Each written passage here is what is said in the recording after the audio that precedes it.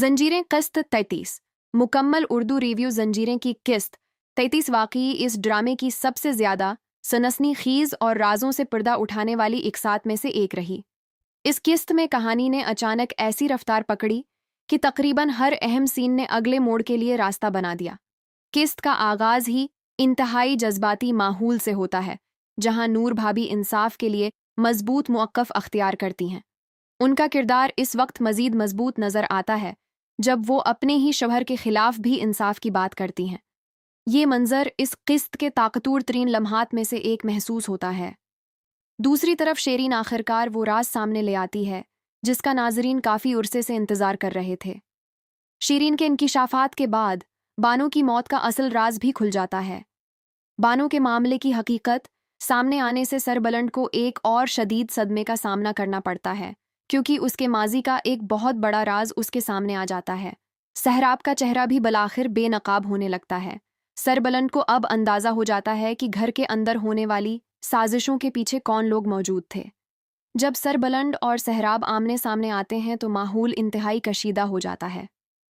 सहराब की घबराहट और सरबलंद का गुस्सा इस मंजर को मज़ीद ज़बरदस्त बना देता है।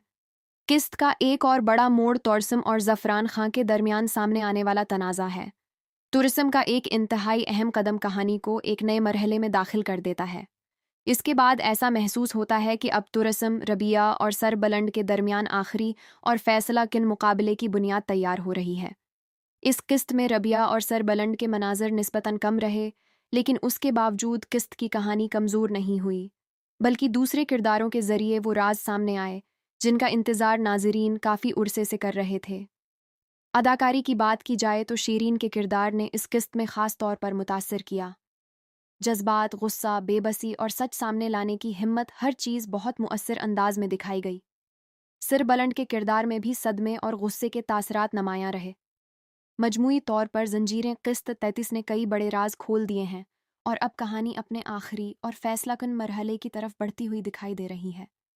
सहराब का अंजाम क्या होगा? तौरसम दोबारा रबिया और सरबलंद की ज़िंदगी में क्या तूफ़ान लाएगा?